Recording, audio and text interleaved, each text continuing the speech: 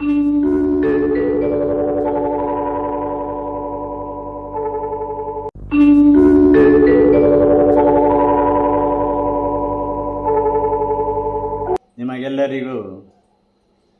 ನನ್ನ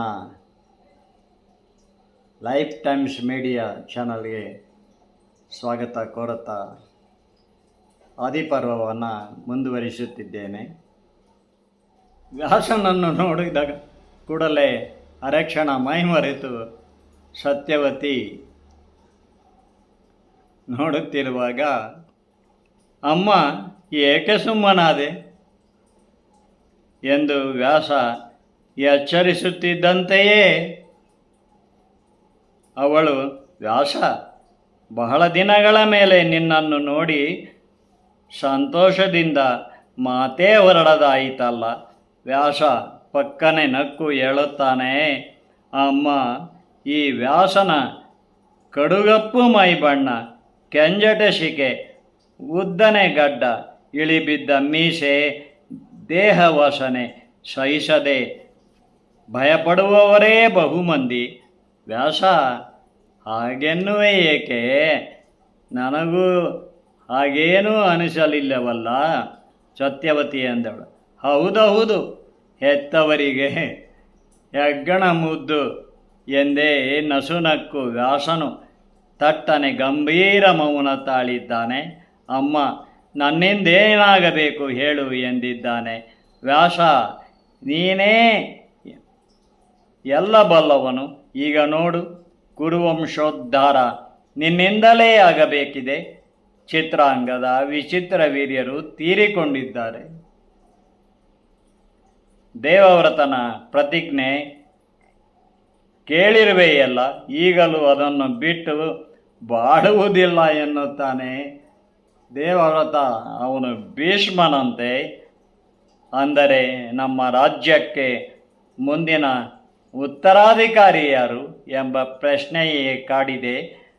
ರಾಣಿಯರಾದ ಅಂಬಿಕೆ, ಅಂಬಾಲಿಕೆಯರು, ಇನ್ನೂ ಯೌವನೆಯರು, ಸುಂದರಿಯರು, ನಮ್ಮ ವಂಶವು ಅವರಿಂದಲೇ ಬೆಳೆಯಬೇಕಲ್ಲ.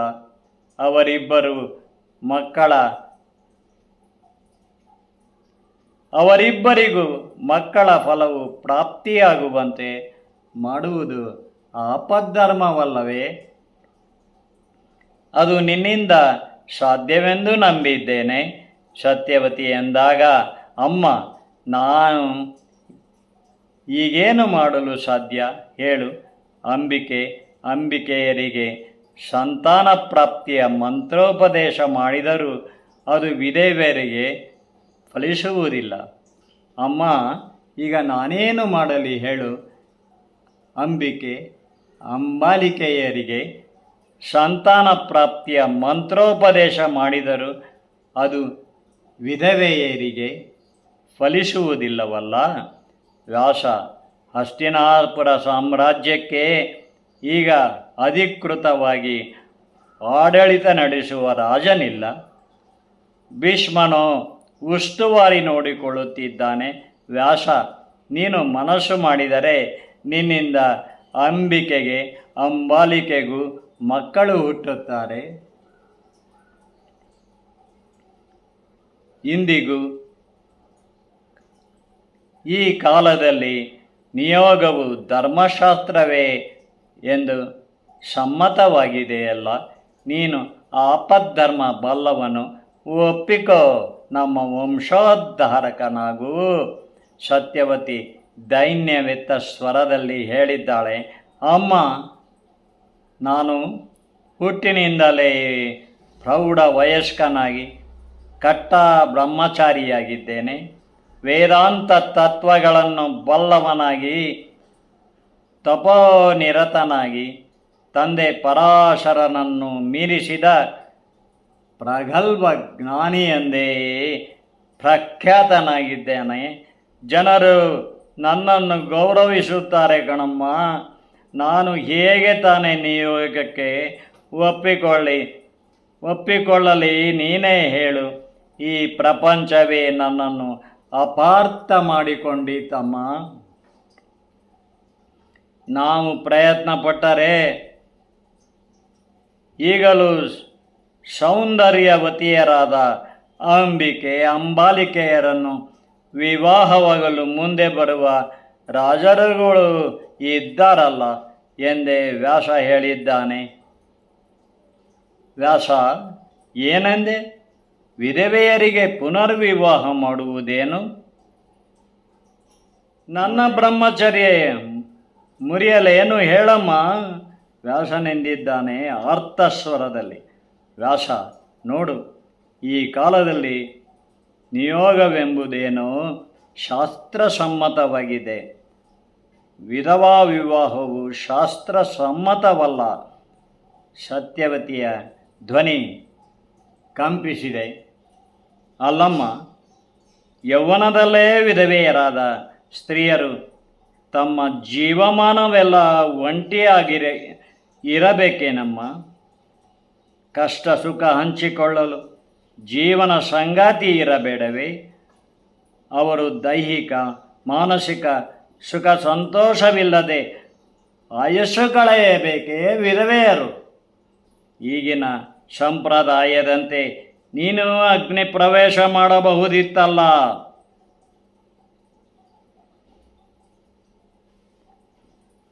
ಅದನ್ನು ನಿನಗೆ ಯಾರೂ ಪ್ರಶ್ನಿಸುತ್ತಿರಲಿಲ್ಲಬೇಕೆ?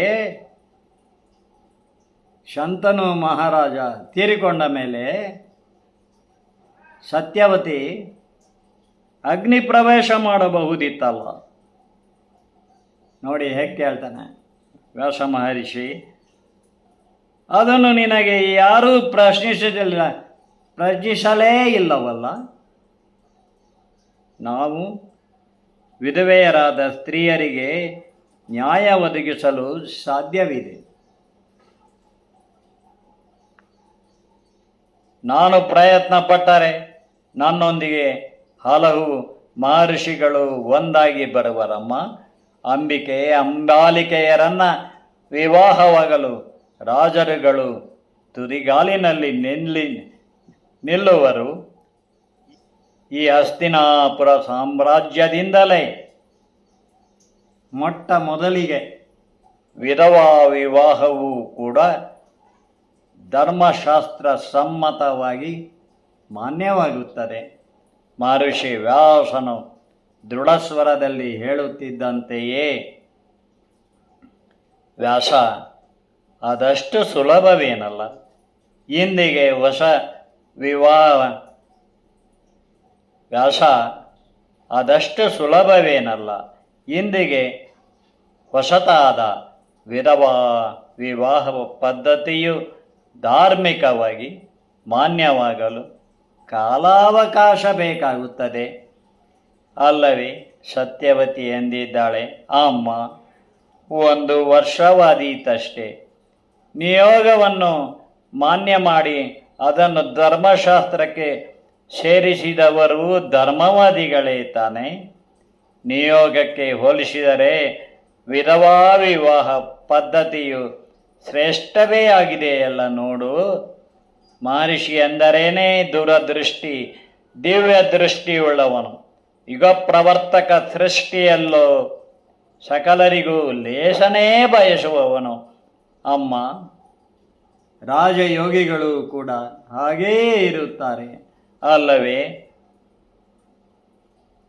ಈಗ ನೋಡ್ತಾ ಇದ್ದೀವಿ ಭಾರತದ ರಾಜಯೋಗಿ ಹೇಗಿರುತ್ತಾರೆ ಅಲ್ಲವೇ?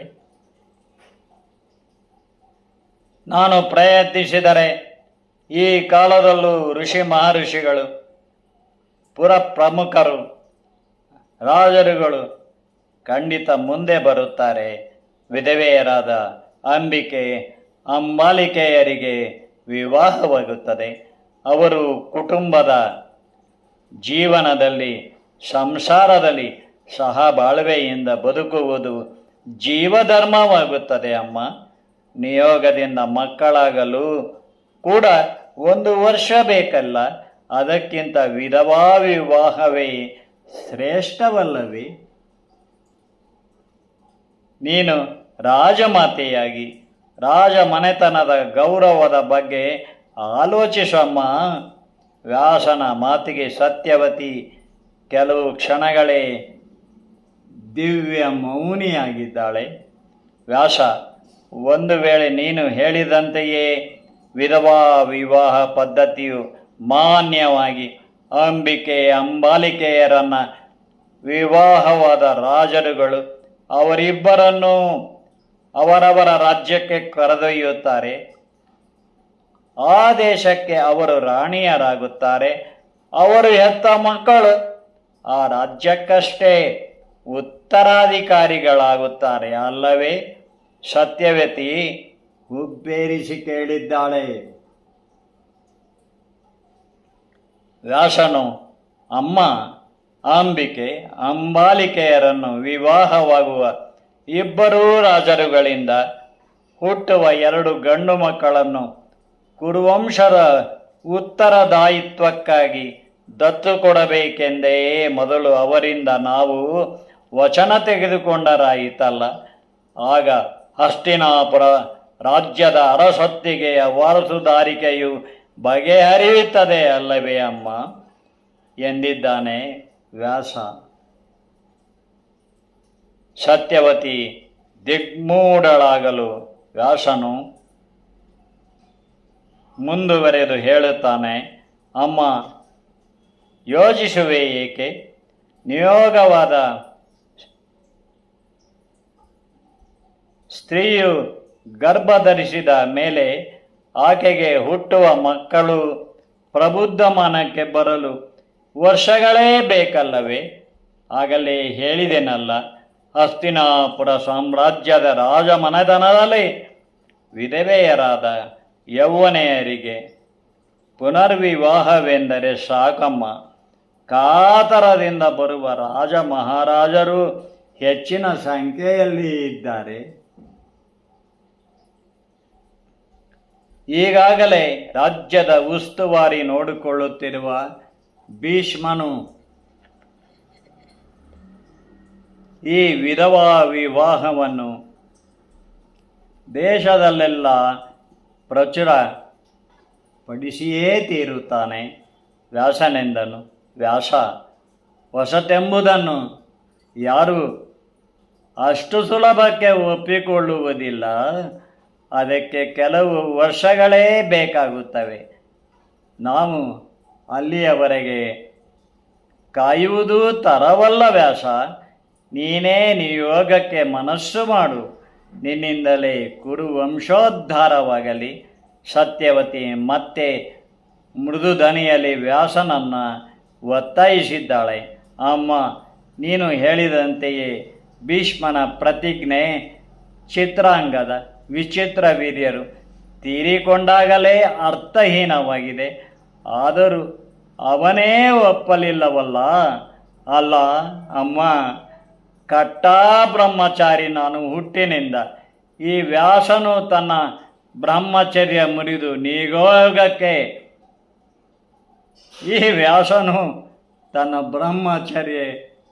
ಮುರಿದು ನಿಯೋಗಕ್ಕೆ ಒಪ್ಪಿಕೊಂಡನೆಂದೇ ಪ್ರಪಂಚವೇ ಆಡಿಕೊಳ್ಳುತ್ತದಮ್ಮ. ವ್ಯಾಸನೆಂದನು ತೀರ ವ್ಯಗ್ರನಾಗಿ. ಹುಟ್ಟಿನಿಂದ ಬ್ರಹ್ಮಚಾರಿಯಾದ ನಾನು ನಿಯೋಗಕ್ಕೆ ಒಪ್ಪಿಕೊಳ್ಳುವುದೇ ಪ್ರಪಂಚವೇ ಆಡಿಕೊಳ್ಳುತ್ತದಲ್ಲ ಅಮ್ಮ ಎನ್ನುತ್ತಾನೆ. ಸತ್ಯವತಿ ಹೇಳುತ್ತಾಳೆ, ವ್ಯಾಸ, ಒಬ್ಬ ಬ್ರಾಹ್ಮಣ ಶ್ರೇಷ್ಠನನ್ನು ಕರೆದು ನಿಯೋಗಕ್ಕೆ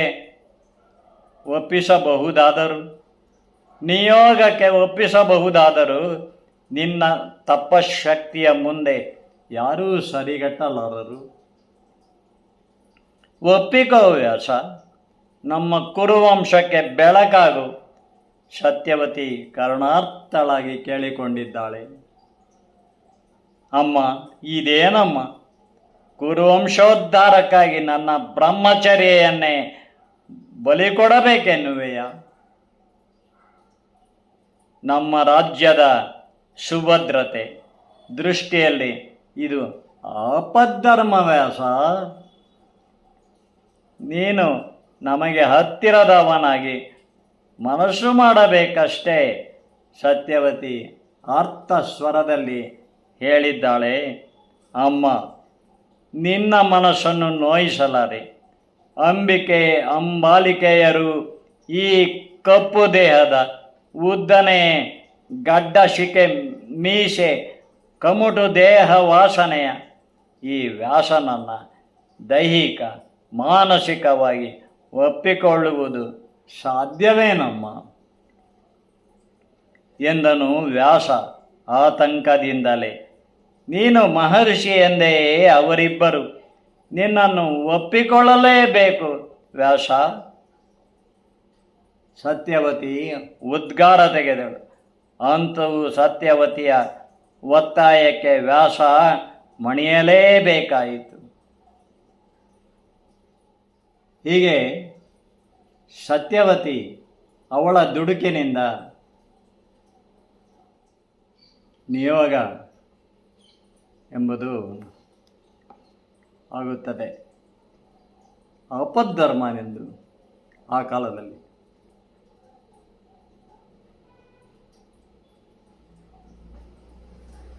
ವೇದವ್ಯಾಸ ನೋಡಿ ಹೇಗೆ ವಿಧವಾ ವಿವಾಹಕ್ಕೆ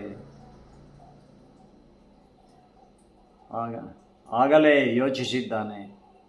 ಆದರೂ ಅವಳು ಒಪ್ಪುವುದಿಲ್ಲ. ಅತ್ಯವಸರ ಮಾಡುತ್ತಾಳೆ. ಭೀಷ್ಮ ತನ್ನ ಪ್ರತಿಜ್ಞೆಯನ್ನು ಆಪದ್ಧರ್ಮವೆಂದು ಮುರಿಯಲಾರ, ಕೈ ಬಿಡಲಾರ. ಹುಟ್ಟಿನಿಂದ ಆಜನ್ಮ ಬ್ರಹ್ಮಚಾರಿಯಾದ ವ್ಯಾಸನನ್ನು ಮನವೊಲಿಸಿದ್ದಾಳೆ. ಕೊನೆಗೂ ಮುಂದಿನ ಕಥೆಯನ್ನು ಮುಂದಿನ ವಿಡಿಯೋದಲ್ಲಿ ಹೇಳುತ್ತೇನೆ. ಶುಭಾಕಾಂಕ್ಷೆಗಳು.